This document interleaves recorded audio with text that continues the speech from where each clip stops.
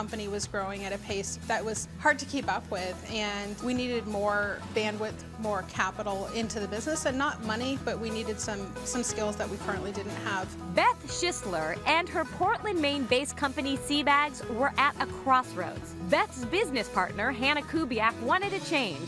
And while the company had been growing fast, Beth knew she had to do something to make sure it reached the next level. As the company got busier, Hannah had a desire to kind of step back from the day-to-day, and I still had the vision to see the company grow and add more employees and scale it up. Beth and Hannah had co-owned the brand, which Hannah had founded since 2006.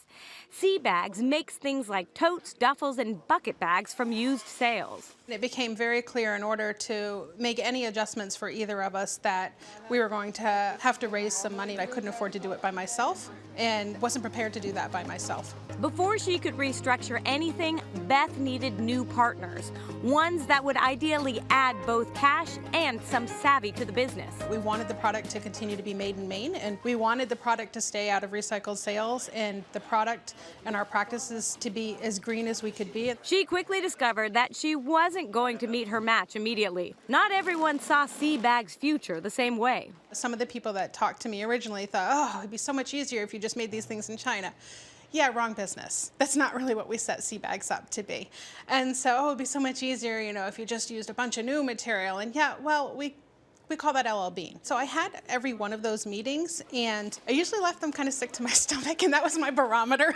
As the search went on, it was business as usual. The operation never slowed down, despite the inevitable changes. We kept investing in the business as if we were going to continue to own it in the current structure, because that's the only way we knew how. So we had to keep our foot on the gas and keep growing, because we now had, at that point, over 30 employees that we were proudly responsible for. Something finally clicked when Beth met Fran Phillip.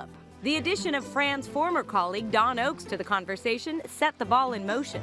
Don and I are both originally from Maine, born and raised here. He's thrifty like I am, and he's very, very level-headed and easy to talk to. And I left that meeting saying, well, there's a guy I can learn from and can work with. Beth made it really clear that she wasn't looking for investors, but she was looking for partners, and that she needed bandwidth and she needed people that could work in the business. Before any formal agreement was signed, Beth, Fran, and Don got to work. Even though we were through some heavy negotiating, and at times, the deal could have been broken at any point, but once emotionally we all knew we wanted to work together, Don and Fran graciously had a lot to share with my business. The hope was that their involvement would ensure a smoother transition. The most important thing I needed to do was learn the business. So I was looking at it from the outside in, and now to be able to sit in on the inside. After 8 months of wrangling, the deal was done.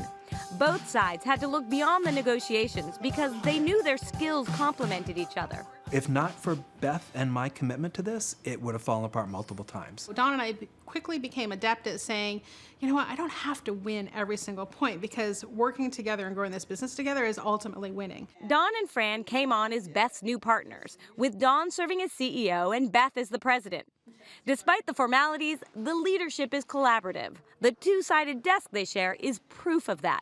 Neither one of us are big on titles. I know they're important to others. There's nothing that's going on that Beth or I isn't in the know about, and one of us is taking the lead. So that's kind of how we work it. Step one was to formally reorganize the company, including the creation of a board. The way we structured the deal with Don and Fran's investors is that it was just more beneficial to restructure it as an LLC. Within weeks, a warehouse opened where sales could be stored and cut.